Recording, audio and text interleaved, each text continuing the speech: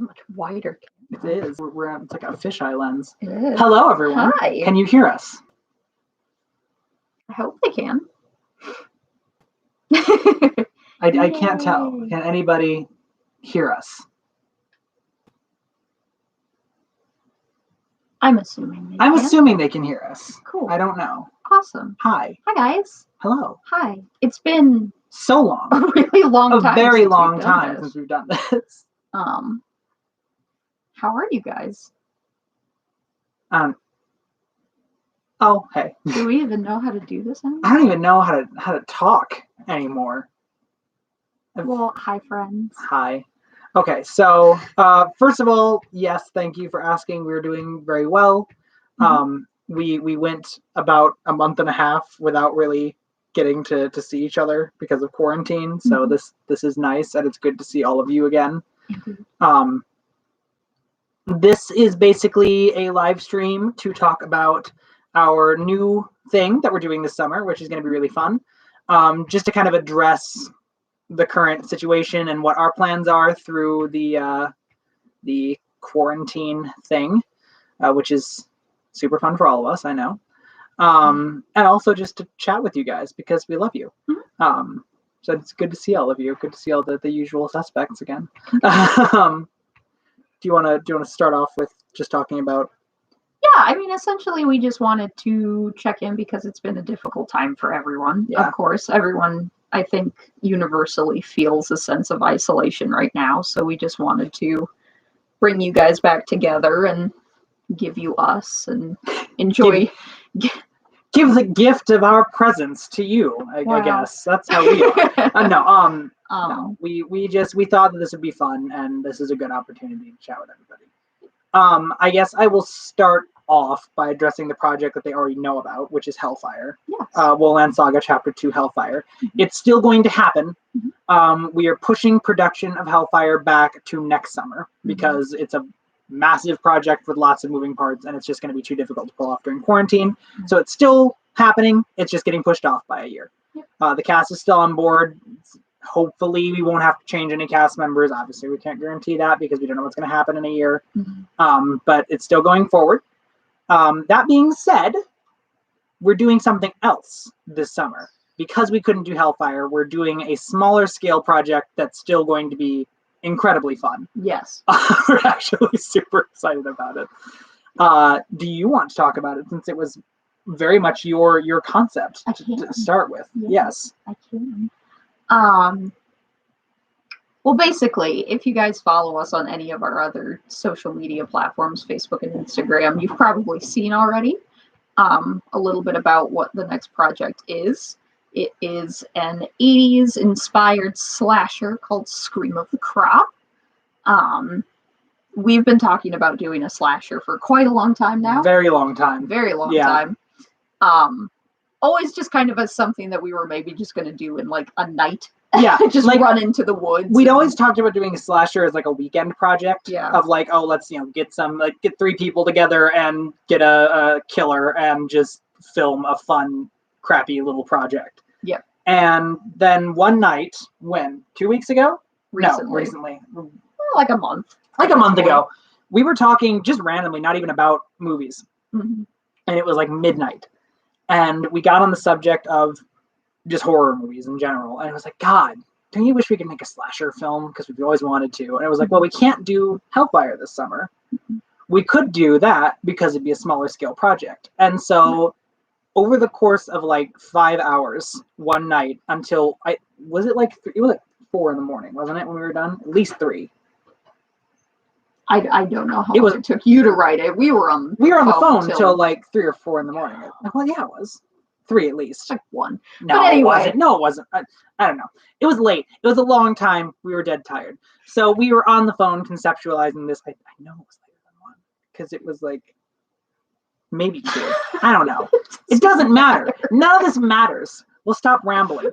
She mostly conceptualized these characters and this awesome killer whose name is Samuel Hansen, the corn-fed killer. He is our slasher, and he's amazing. Yes. Do you want to give you guys a small breakdown of what the plot of this movie is? It follows a very similar theme to many of the, kids go out to a lake to have fun and then there's a killer. Yeah. Kind of storylines. But it follows 6 friends who reunite after their high school graduation, presumably. Their first year of college. Yeah. And they go off for a weekend in the woods. And a ghost story is told around a campfire. And of course, a baddie is introduced. And then, come to find out, the legend is real. Indeed. So Shelby came up with these awesome characters and this amazing villain. And then I spent the next day writing the screenplay. It was all conceptualized and written in 24 hours. Mm-hmm. It's the fastest we've ever written a script. And it's about 40 pages long. So it's like short film, like mid-range short film length. It's going to clock in probably around 40 to 50 minutes, hopefully. And it's an insane script. It's so fun. It's like incredibly violent. We've got an awesome cast. We held auditions for this one. Yep. We had more auditions for this project than we've ever had. We had more auditions for this than Dawn or What If. That, it's insane. And we have this awesome, talented group of people who are super excited and super cool. Yeah, they're so good. Yeah, we had our first read-through last night over Zoom, of course, and it was stellar. They're just such a fun group. Yeah. Our plan is to film in mid to late July, early August-ish, and to release around Halloween. Yep. If not on Halloween, then around Halloween. Right.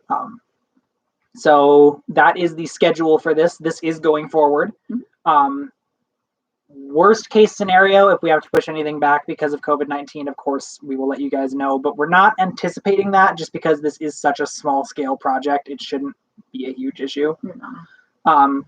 So yeah, we're over the moon about it. We've also got an original soundtrack being written for this one. Michael Duty, exciting. Who is a local musician, an incredible talented musician. He makes synth, kind of 80s style synth music, is making a score for this movie, and it's going to be next level. So I cannot wait. But yeah, it's going to be awesome. Yeah. So even though we can't do Hellfire, we're doing a project that's still pretty significant and will be a lot of fun for you guys to watch on Halloween. Yeah. So we're really excited about it. Yeah. I mean, essentially, that's kind of all we wanted to update you guys on. This isn't going to be one of our hour-long live streams like we've done in the past. We just wanted to check in with you guys, kind of give you an update on where we're at, let you guys know that we are okay. We're still working. The Hellfire short that we filmed, because I know a lot of you already know that we made that. It's really just kind of nebulous right now because while we're waiting to film Hellfire, there are some things that we're restructuring and relooking at. Yep. So it is shot. It's just a matter of when we decide to release it and what we decide to do with it. But we don't really want to release a prologue until we know what's happening with the future. I'm sure you understand. So that project didn't just disappear. It's just right now we're kind of putting Hellfire on hold while we wait for this all to sort itself out. So Scream of the Crop will be our next thing. It's going to be super fun. We've got some really cool people also helping us with effects for that project. So it should look appropriately pretty gnarly. Yeah, it's going to be great. Yeah. I'm very excited. So we just wanted to see if you guys, at this point had any questions for us. If you we're reading a question right now. Indeed. Do you guys prefer the serious murder mysteries or over-the-top murder mysteries? I would say both. Like honestly, we like both. We certainly love dramatic, crazy, really, really realistic stories. But also there's nothing more fun than just a cheesy, campy, over the top, crazy murder story. So Both, honestly. Yeah. Like, I've been marathoning the Saw movies this past couple weeks just because I love them. Mm-hmm. They're not good. They're just fun. So, like, I would say a little bit of both. We kind of like everything. Yeah. There's not much we won't watch, to be honest. Right. Everything's fun. Have we ever participated in a 48-hour film festival? No. No, we have not. We thought about it, but it just has never worked out for our schedules. Mm-hmm. Also, we're just usually making something, so it tends to overlap.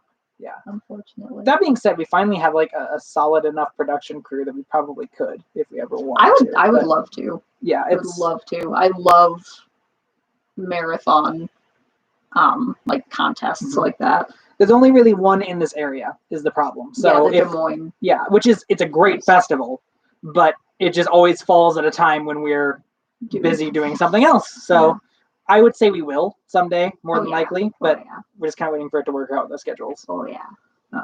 So what's this murder mystery about? Actually, I'm sorry, we skipped a question. Yep. What's the worst decision in a slasher movie? Going to the basement or hiding under the bed? Hiding under the bed, for sure. Like, going to the basement, at least you might find something or give yourself more space to run around, but hiding under the bed, you're just screwed. Like, the killer is just going to stab the weapon through the bed and kill you, or dramatically throw the bed over and kill you. Mm-hmm. There's no point hiding under a bed. You got to go somewhere. Mm. Now, granted, the basement is also guaranteed death, but like not to the same degree. There might be like a pitchfork, like a window, like a window to crawl out. If the window's going to be too small or too high up, though. Well, basement over under the bed. I would say. Oh yeah. Okay, so what's the murder mystery about? We kind of went into that. Yep. It's really not a murder mystery. It's a slasher. It's a slasher. So it is a straightforward teenagers go to the woods to have fun and get killed. That is the story. But as we do with everything, we wanted to find ways to play into the stereotypes, but subvert the expectations. Yeah, the movie has a lot of tropes. Like, if you like slasher movies, there are a lot of things that you're gonna watch and be like, yeah, I knew that was gonna happen, or like it's fun in that way. Mm-hmm. But because of our kind of style and mission statement and all of that, we really did try to put some real thought into it as far as what happens. So there are scenes in the movie that are reminiscent of things that usually happen in slasher movies, but that we wrote in a very different way. Mm-hmm. So I'd say it's certainly different from everything we've done in the past, just because it's much more of a genre piece. Yes. But it's also fun and interesting. Yeah. So not so much a murder mystery, but it'll be really fun. Mm-hmm. That being said, doing a murder mystery would be fun someday. I don't know. I've never really done a mystery. Yeah. But I like the genre, so maybe. It would be fun. Hello, guys. Hello. What's your favorite horror film? Hereditary? Question we get asked often. Yeah. I would have to say still Hereditary overall. There's a lot of like sub answers for that, like favorite slasher, favorite this or that. But like overall, Hereditary is the film that I just can't get over how much I want to make something like that. Like, it's so good. Definitely. Yeah, I mean, there are so many good horror films and so many different subgenres, but yeah, Hereditary is probably number one. Have we ever looked into making an interactive film? Ooh, we talked about it. Didn't you kind of talk about maybe doing a Life is Strange thing? And well, initially, a long time when ago, we were in it. It was a thought, but I decided not to. We bounced that around as a concept. Other people have done that, first of all. Mm-hmm. But also I didn't want to adapt the game into something exactly like the game. Right. I've thought about it with other things, but never really. I brought that up as an idea for something that we should do, like right before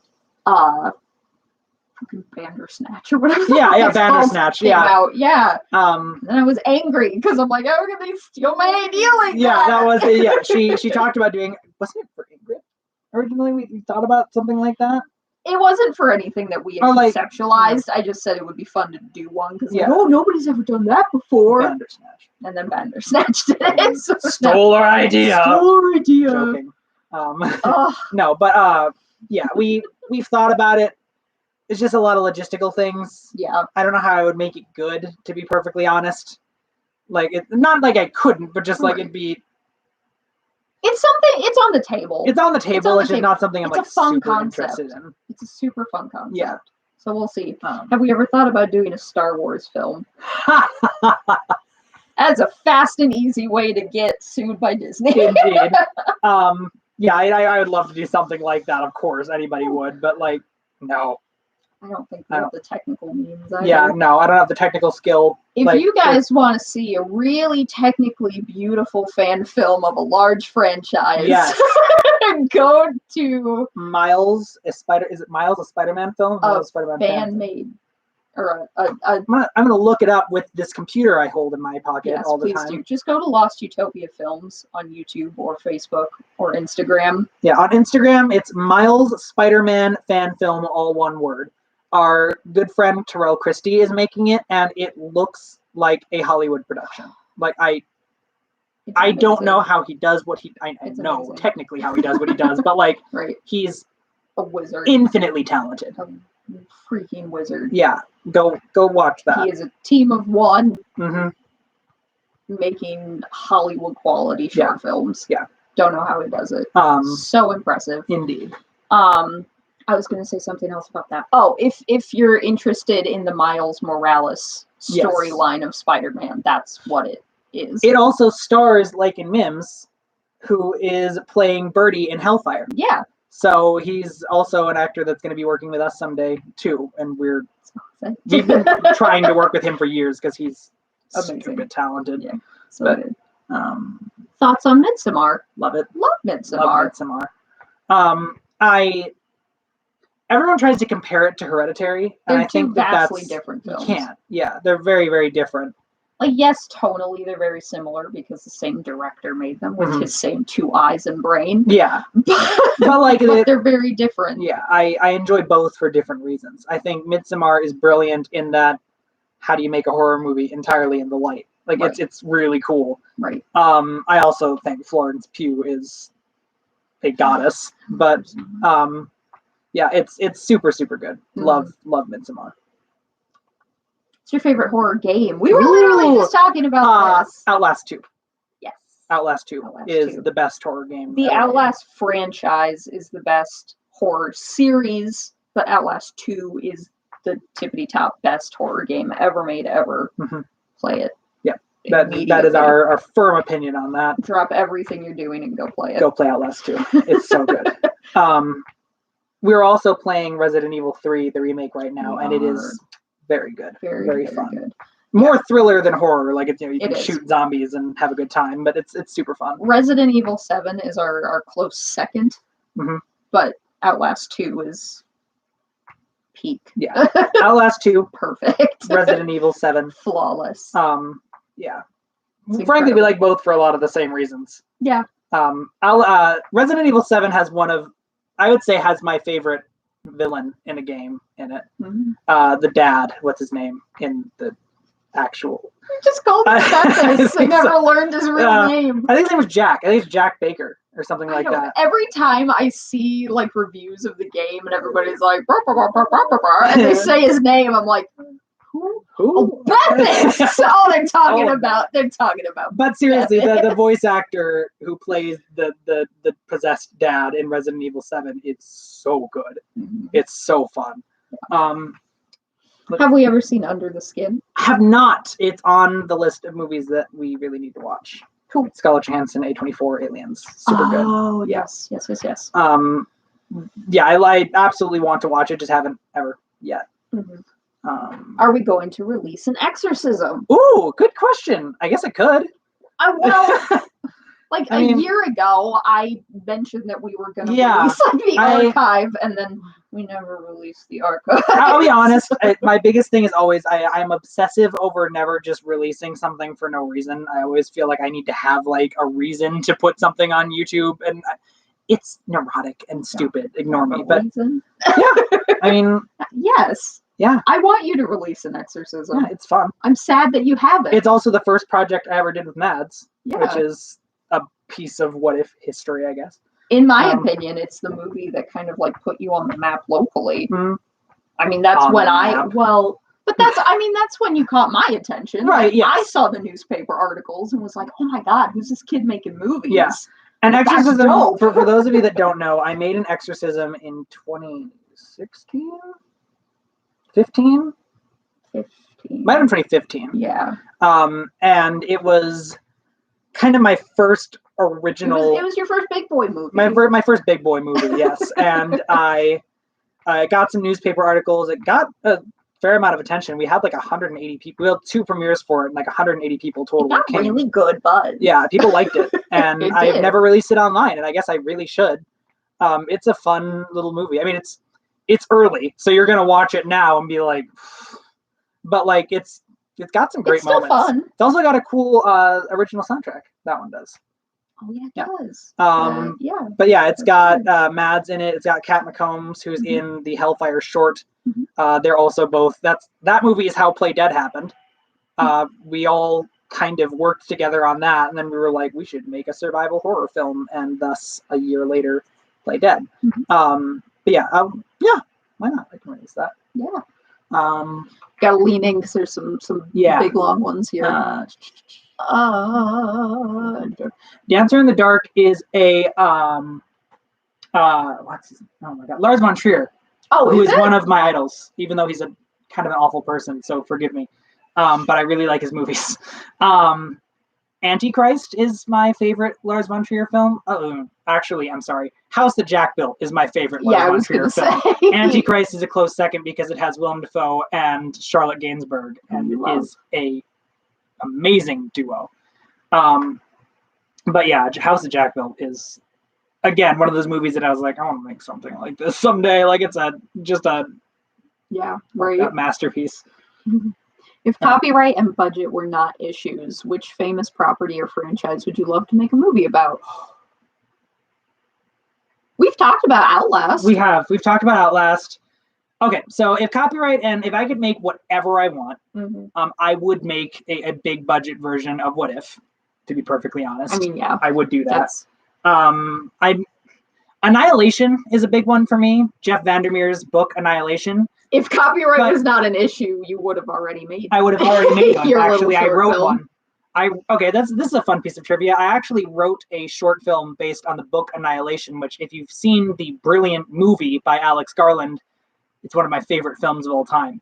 I wrote a short film, which is one of my favorite things I've ever written. It's actually really, really good.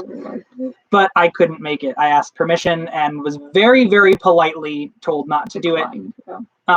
Not because the person that I sent it to didn't like it, but just because the studio that owns the movie rights would say, no. Yeah. So, that's actually it would be a fruitless effort because it would be taken down. So that's a fun piece of history. Actually, one of my favorite scripts that I've ever written is a project that I can never make.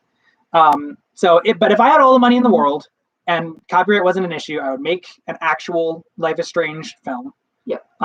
And then probably Outlast 2 would be one that we'd probably look into. It'd be so hard to adapt something. It'd be a like series. That. I think we could do Outlast 2 as like a 3-part miniseries or something. I don't know. There's a lot, to be honest. You obviously, why do I even need to say this? I love adaptations. I like when I read a story or watch a story or something that I really enjoy, my brain turns. I know what I would do. It's my favorite book. The Night Circus. Yep. They've been trying to adapt that into a movie for years and it keeps falling through. And oh my God, I just want to watch it. Yeah. I just want to watch that movie. That's fair. So why not make it? Those are good. That's one that has a lot of answers for us, honestly. Definitely. Okay. Do you have a favorite or least favorite Star Wars movie? Yes. I've never seen any Star Wars. Rogue One is my favorite Star Wars movie. Because it's different. I like Star Wars in general. There isn't really one that I don't like. Because obviously like the people give a lot of shit to the prequel trilogy, but they're kids movies. Like I think that's the thing that a lot of people miss. They were made for kids, they're fine. Also Revenge of the Sith is a damn decent movie that's aged better than you think. You should but no, regardless, I'm not like a big Star Wars person. I really, really like Rogue One. I think that's the best film that has ever been made in the Star Wars universe. you could get the rights to one song. If you could get the rights to use one song in your films, what would it be? I would use... We would use the fucking Alt J cover of House of the Rising Again, Sun. Okay, so here, let's go back to this then. If I had the money to make my Life is Strange movie, then theoretically I would also have the money to get song rights. So I would use Alt J's House of the Rising Sun cover in the end scene when Chloe gets shot. Just go ahead and turn on What If and mute it, and then play Alt J's House of the Rising Sun over the scene when Chloe gets shot at the end, and you'll see how we actually originally wanted it to be. We've definitely talked about this before, but that is still like our biggest regret, I feel. Now that being said, Life is Strange aside, if I could get the rights to any artist's music to use in a movie, it would be Amanda Palmer. Yes. She is my idol and my favorite artist.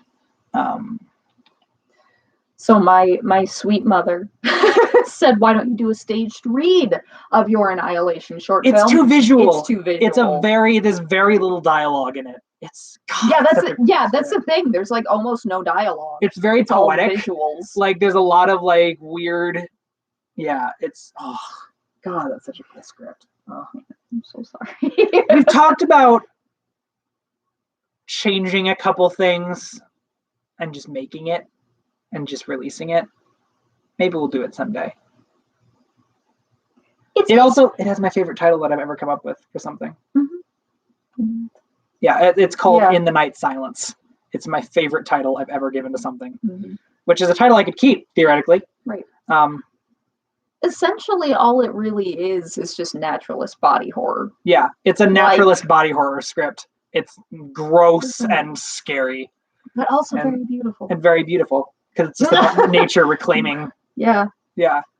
Oh, being reclaimed by nature. So much. We should just make it. Let's just do it. Why not? All right. Can you read a line out of context from Scream of the Crop? What's your favorite line from Scream of the Crop? We don't have the script. Oh, I got this right now. Can I read a line? Sure. I think did we skip? Oh. No. Oh, thanks, Jamie. Okay, so give me 1 second. I will read a line out of context from Scream of the Crop. I'm excited. What's he gonna pick? Are you just gonna like flip to a page and pick something?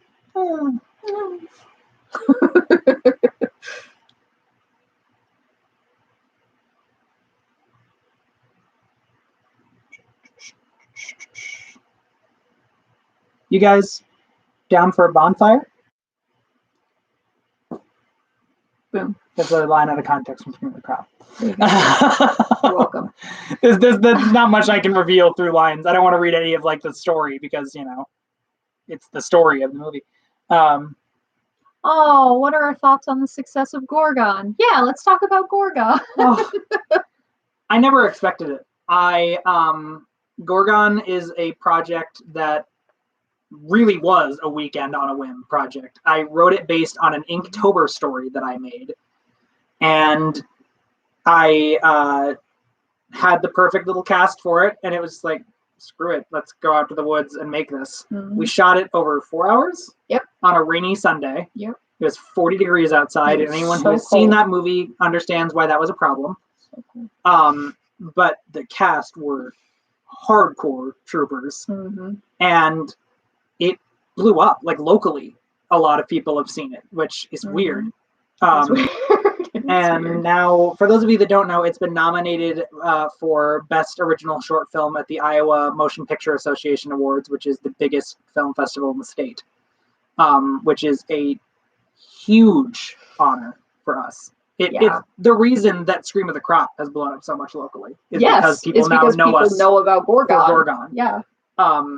So it's a big deal. And it's something I completely didn't expect and am still kind of blown away by. Surprised by, yeah. It means a lot to me. To be honest, I was struggling a lot with filmmaking, with my kind of desire to keep going with this crazy thing that I do. So it was a bit of reassurance that people really do care about this. So yeah, it's important to me. It means a lot. I frankly couldn't give less of a damn if we win.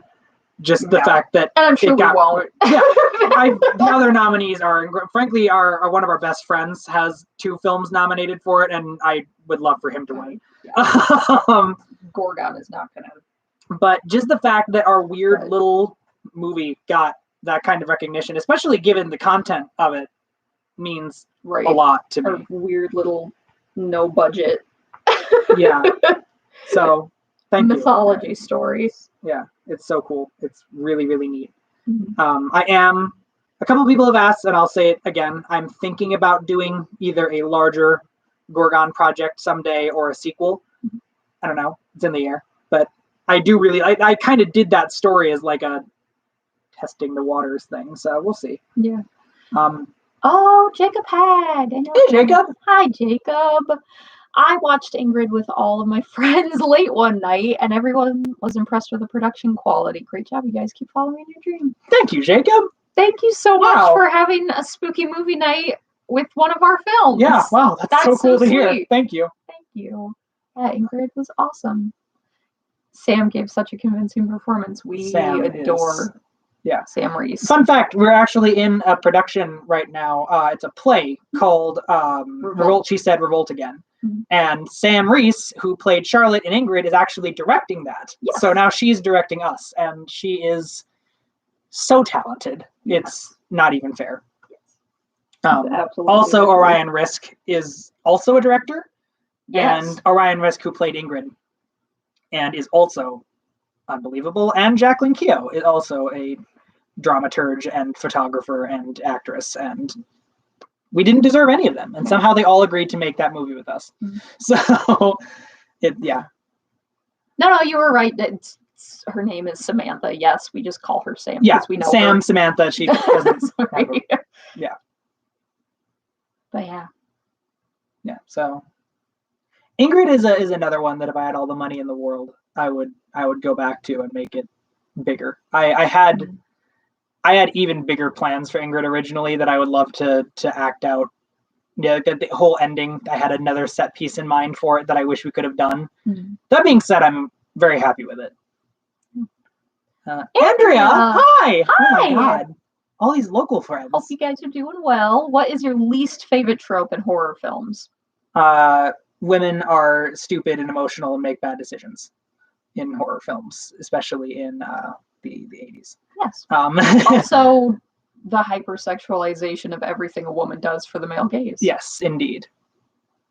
Disgusting.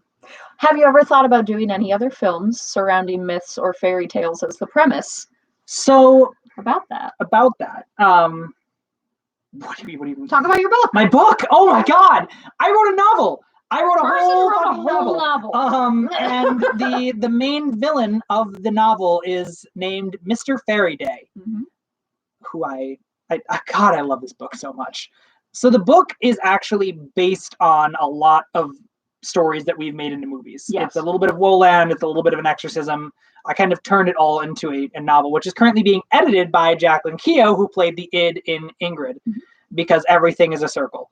And the novel's villain, Mr. Fairy Day, is a Mogwai, which is is it Chinese or Japanese? Chinese. A Chinese mythological creature.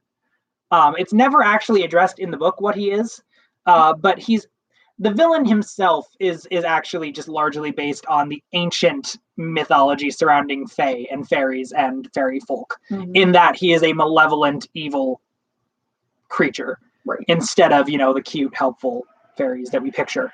Frankly, a lot of our villains and stories actually have pretty deep-rooted mythology. The id in Ingrid was very heavily inspired by banshees and women in white. Woland is inspired by a lot of paralysis demon. Sleep paralysis demon, Hat Man. Yeah. Which also inspired Mr. Fairy Day. He's a paralysis demon. Mr. Fairy Day and Woland actually have a lot in common, but Woland is different. Woland is based on sleep paralysis demons as well as Old Testament God and like a lot of other religious. The cherubs are based on like the ancient idea of human sacrifice. We base a lot of our villains and stories off of mythology. Yep. I like pulling. I think monsters are scarier when people can look at them and see something familiar. Of themselves in it. So yeah. But that being said, I definitely, your question directly was like, will we ever do another project directly inspired by mythology? Probably. Oh yeah, for sure. Fairy Day in my novel is. Well, Mothman is your favorite cryptid. Would I make a Mothman movie? I don't know. You could try. Do we believe in demons and ghosts, spirits in general? Yes. Yeah. Yes. Why not? 100%. Right? Like, yeah, there's stuff out there we don't understand. Could talk about that for a whole hour. Yeah, like I don't know if I necessarily believe that they come from any sort of place that we understand, like heaven, hell, and all that. But there's certainly stuff out there that is beyond our understanding. Why not? Right? The world's a big place. The universe is a bigger place. I'm not a religious person, but I'm a very, very deeply spiritual person, and I have Same. a lot of very, very strong beliefs about spirits and energy and what we perceive as ghosts. Yeah. And I could write a paper about it. That being said, but we don't write the monsters and shit in our movies based on what we actually believe. No, not at all. No, because it's fiction. Yeah. But all good questions. Short answer, yes. Other questions? Any other things people want to know from us? We'll probably wrap it up pretty soon if you guys are feeling good. Dry on things to ask us. This has been fun. This has been fun. It's just been nice to reconnect with you guys because it has been so long. And we do love all of you. Indeed. And we do see, who's stuck it out with us through all of these crazy years and up and downs. And yeah, it's wild. All of our thematic changes and constant project changes. And indeed. And we appreciate it so much. So, yeah. Yeah, my creative brain is about as constant as sand on a shoreline. So it's I pretty much jump from one thing to another at a whim, and I appreciate you guys kind of sticking that out because. Yeah. Well, barring other questions. I think we might start to wrap it up here. So to summarize, Hellfire being filmed in summer of 2021, unless the world ends between now and then. Which, who knows? Scream of the Crop being filmed this summer, being released on Halloween. Yeah. Or near Halloween. In October. Thank you. An Exorcism coming at some point. Sure, why not? People want to see it. I'll release it. Yes, I think you should. My novel, hopefully, coming to a bookstore near you in 4 or 5 years. We're just still working. Yeah. Well, I graduated college. Yeah, that's a huge deal. Shelby graduated. I guess that did happen. Got a degree from. Talk about it. Oh my God. Yeah. Yeah, it will surprise none of you that I am actual Max Caulfield and I got my photography degree. So I am a professional degreed photographer. Not quite as artistically inclined as Max, I don't think. I'm a little more capture than create. But So in addition to all of this fun stuff that we do on the side as a hobby, we also have our jobs and I'm opening a business and I'm the outreach coordinator for a museum. Right. We both work at a museum and I'm going to be starting up my photography business very, very soon, kind of working on all of that this summer. But that being said, we're sort of hoping all of these things will make it easier for us to do these projects, not make us do it less. Right. So it'll pad our pockets just a little bit so that we can have some comfort as we continue to forward. Make up projects. Thank you so much, guys. You. You're all so sweet. We love you guys. Thank you. All right. Well, so on that note, I think we'll end it here. Indeed. Thank you to everybody who joined us today. Of course, this, as always, will go up to watch forever into the future going forward if you didn't see everything or you came in a little bit late. I'm very hiccupy. But yes, thank you all so much. please stay safe wherever you are located in the world. Do your part. Stay home as much as you can. Wear a mask. Wear a mask. Please. Just be smart. Be safe. Care for your fellow man. That's all we can really ask. But thank you guys so much. And of course, you can keep up to date with us anytime on Facebook and Instagram, and we're around. See what we're up to at any given time, and we'll check back in when we need to. So, thank you, guys. Have a wonderful day. Bye.